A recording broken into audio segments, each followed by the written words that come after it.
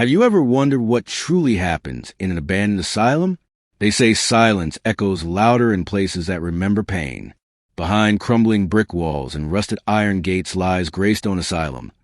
Shuttered since 1972 after a fire no one could explain and a string of patient deaths no one ever investigated. What happened there, what still happens there, has been buried in whispers and shadows. But some questions refuse to stay unanswered. Whispers of chilling events and haunting figures echo through the dilapidated corridors of Greystone. Local kids dare each other to peek through the broken windows, only to flee in terror, claiming they saw pale faces behind bars that no longer held anyone. A former nurse, now aged and mute, scribbled, "Don't go down the red corridor," over and over again in a care home diary. But 4 urban explorers, Jade, Marcus, Lenny, and Brielle, wanted more than stories. They wanted proof. They came armed with flashlights, cameras, and bravado. What they didn't know was that Greystone Asylum was not just abandoned, it was waiting. It was a late October afternoon when the group parked just outside the rusted gates. Trees stripped of their leaves bent toward the crumbling structure like mourners at a wake. Jade adjusted her backpack. Marcus checked the battery on his DSLR, and Lenny helped Brielle over the sagging fence. The sun dipped low, casting long shadows across the asylum grounds. "Let's make this quick," Marcus said. "In and out. We get footage, snap pics, then we're gone." They entered through a basement window pried open by earlier intruders. The air inside was stale with mold and faintly metallic. Dust danced in their flashlight beams. It was quiet, unnaturally so. The first floor was lined with patient rooms, tiny cramped spaces with rusting bed frames and graffiti-covered walls. But the deeper they went, the more intact everything seemed. "This place feels like it just stopped," Brielle whispered. Jade found a map in the reception office. "Look, here's the 4th floor, the psychiatric ward." Lenny pointed to a red corridor on the map that was marked off with a thick line. Red corridor, like the nurse said. Creepy. They agreed to stick together, but the asylum had other plans. The psychiatric ward was different. While the rest of the building had fallen to ruin, this area looked preserved. Intact light fixtures, doors unbroken, as if the place refused to rot. They passed a hallway bathed in a reddish hue. No one said a word, but each of them felt the temperature drop. Then they saw it, room 407. "Do not open," carved and scratched in multiple handwritings. Jade stepped forward. "If we're going to make this video go viral, this is it." She turned the knob. The room was cold and silent. On the walls, thousands of drawings. Faces, eyes, mouths open in terror. The bed frame had restraints attached. A mirror spanned one wall. "It's a one-way mirror," Marcus said. "They probably use it to observe patients." Jade moved closer. Something's behind it. Her flashlight flickered, then died. The door slammed shut. Cameras blinked off. In total darkness, they heard whispering. "Mirror me? Feed me? Stay with me?" As panic rose, Marcus recalled the files he had read. Dr. Ernest Velman's illegal experiments. The lattice method. Patients were exposed to each other's mental illnesses until their personalities blurred. Some believed it opened a psychic link. Others said it opened something worse. The drawings, they were made by patients before they vanished. Brielle suddenly began crying. "I hear someone behind the glass," she whispered. They turned their lights back on. A shadow stood in the mirror, and it smiled. They fled the room, but the hallways betrayed them. Every corner turn brought them back to room 407. Time unraveled. Clock stopped. Lenny's watch ticked backward. They found footage playing on a broken TV. Footage of themselves. Except Jade was missing, and a 5th figure stood behind them. Brielle's voice changed. Her mouth moved to words no one else was speaking. "We're not alone. We've been marked." Jade disappeared next. One moment she was there. Next, only her backpack remained. On the mirror, a bloody message appeared. "Welcome to your reflection." Lenny smashed it.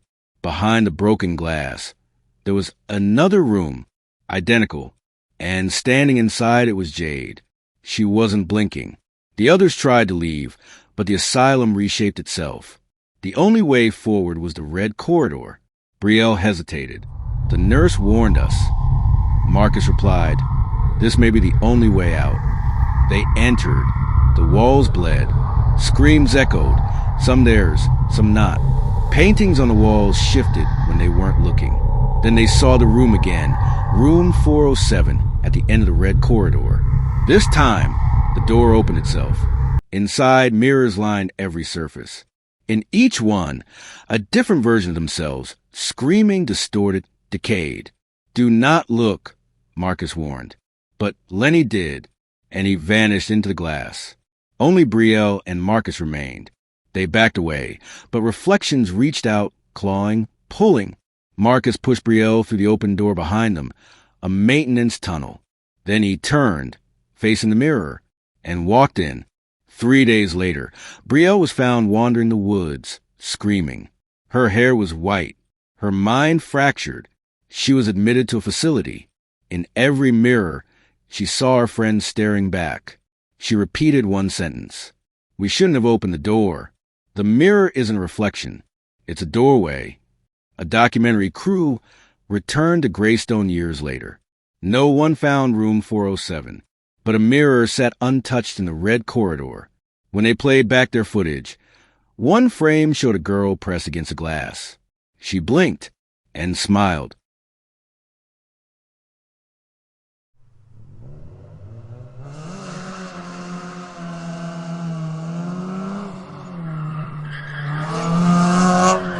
For decades, drivers have reported strange encounters on Route 66, including the Phantom Hitchhiker. We'll uncover the truth behind this spine-tingling legend, revealing the spirit's tragic origins and the chilling events that have become part of the highway's folklore. Route 66, a highway carved through time and history, stretching from Illinois to California, known for freedom, travelers, and stories.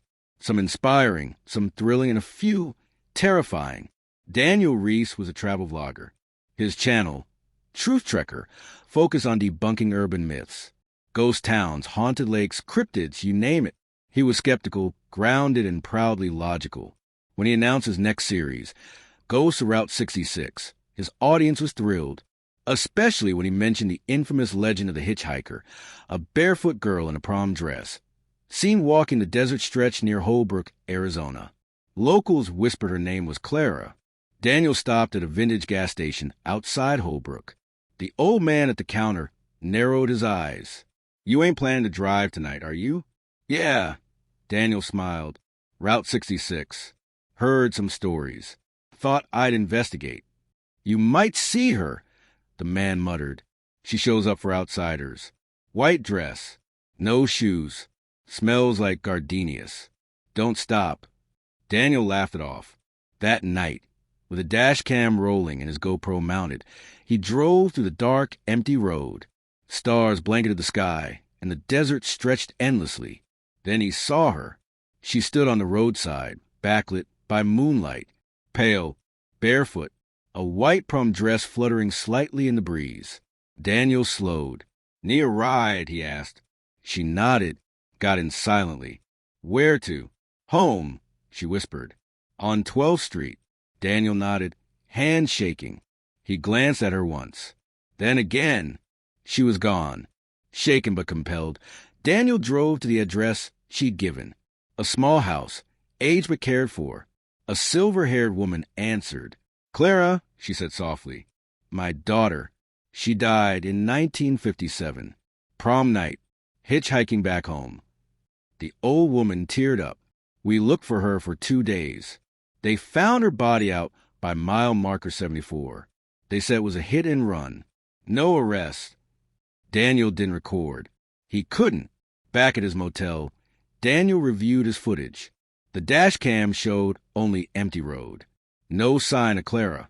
No audio. He couldn't sleep. At 3 a.m., the mirror in his room fogged up, and a fingerprint dragged slowly across it. His windshield, the next morning, had faint scratches on it. "Don't leave me." He began dreaming of her. Always the same. Clara reaching out. Silent. Eyes full of sadness. He had to know more. Determined to experience again, Daniel retraced his drive, leaving the seat beside him empty. Cameras ready. just past mile marker 74. There she was. This time, she spoke more. They lied, she said. It wasn't an accident. Daniel glanced at her. What happened to you? He left me alone. In the dark. I trusted him. As they approached her neighborhood, the car radio crackled and switched. Swing music from the 1950s played. Thunder cracked over the desert. Despite clear skies, she looked at Daniel. Will you take me home? Really? He nodded. Then the car jerked, spun, flipped off the road. Daniel woke in a shallow ravine. Dusk falling. His arm hurt, but he was alive. He saw something, visions, Clara on prom night, laughing, waiting on the roadside, a car slowing, not her date, a stranger, a scream, then nothing. He limped back to town, haunted, determined. Clara hadn't been in an accident. She was murdered. Daniel dug into local archives. Police reports were vague, but one name kept popping up. Walter Jennings, a known drunk who disappeared weeks after Clara's death. Daniel interviewed an old man who finally confessed. Walter picked her up that night. He told my daddy he just wanted to scare her, but she ran and he hit her, left her there, swore us to silence. We were boys. What did we know? Daniel recorded everything, found Clara's grave, brought the truth to her. Clara, he whispered, they lied, but not anymore. That night, Daniel drove one last time. He didn't see her, but as he passed mile marker 74, the air lightened. A sweet smell of gardenias filled the car. His radio stayed silent. He whispered, rest now. And for the first time in decades, there were no sightings. Months later, Daniel's video went viral. Millions watched. The truth spread. But late one night, a young couple driving Route 66 claimed they saw her, barefoot, standing quietly. She smiled this time. I'm just going home, she said, and vanished. Have you ever felt like you were being watched? This creepy toy may hold the answer. It seems harmless at first glance, but a closer look reveals a disturbing secret. Join us as we delve into its chilling history and explore its potential connection to the paranormal. Olivia had never been particularly superstitious. A single mother trying to make ends meet, she dabbled in antique reselling, scouring estate sales for hidden treasures that could turn a profit. One autumn afternoon, she found herself in a small rural town, attending a dusty estate sale in an old farmhouse. Among the forgotten relics and old furniture, she spotted something that immediately caught her eye, a vintage wind-up toy. It was a monkey with symbols in its hands, its wide eyes frozen in an expression of endless surprise. The toy looked harmless at first, charming even, but there was something about its eyes. They were unsettling, almost too lifelike. Olivia couldn't put her finger on it, but something about the toy felt off. Despite her unease, she decided to buy it, planning to clean it up and resell it for a tidy profit. She placed it on her living room shelf, its wide eyes staring blankly ahead, never blinking. The toy sat on the shelf for days, gathering dust and becoming just another object in Olivia's cluttered house. But soon, small things began to happen. At night, she would hear the soft click of cymbals, the faintest sound of movement from the living room. In the morning, the toy's position would change slightly. Sometimes its head would turn a little to the left. Other times its arms would be slightly raised as if it had just clapped. Maya, her 10-year-old daughter, seemed to take particular interest in the toy. Olivia would often find Maya staring at it, her face pale, her lips barely moving as if she were having a conversation with it. When Olivia asked her what she was doing, Maya would only say, "It's talking to me, Mom. It says it wants to play." One night, Olivia woke up to a strange feeling. The house was unusually quiet. She stood at the doorway to the living room, her heart pounding as she stared at the toy. It was still, but she could feel it, the unmistakable sensation of being watched. She shook it off as nerves, but something deep inside her knew something wasn't right. Olivia decided to do some research on the toy, hoping to put her mind at ease. She contacted the man who had sold it to her, an elderly man with a stoic voice. He told her the toy once belonged to his sister. Her name was Lena, and she had died mysteriously in the 1960s. She was a sweet girl, he said, his voice cracking, but she always talked about the toy. She said it listened to her while she slept. Her parents thought it was just a silly thing, but Lena always believed that toy had a soul of its own. He told Olivia that after Lena's death, the toy had been kept locked away in the attic. It was only recently that he decided to get rid of it, though he couldn't quite explain why. Olivia wasn't sure whether to believe the old man's story, but the more she thought about it, the more unsettling the whole situation became. Something was definitely attached to that toy, and whatever it wasn't friendly. Days passed, but the strange occurrences continued. Olivia would wake up in the middle of the night to hear the faint sound of cymbals clashing. Sometimes the toy would appear closer to the edge of the shelf, as though it had moved on its own. The most disturbing thing was Maya. Her behavior had changed. She became quieter, more withdrawn. She would often stare at the toy for long periods of time, whispering things to it. One evening, Olivia found Maya in the living room, sitting cross-legged in front of the toy, her face pale. "Mom," she whispered, "it's asking me to come closer. It wants to play with me." Olivia felt a cold shiver run down her spine. She tried to take the toy away, but Maya became agitated. The next day, Olivia found drawings that Maya had done.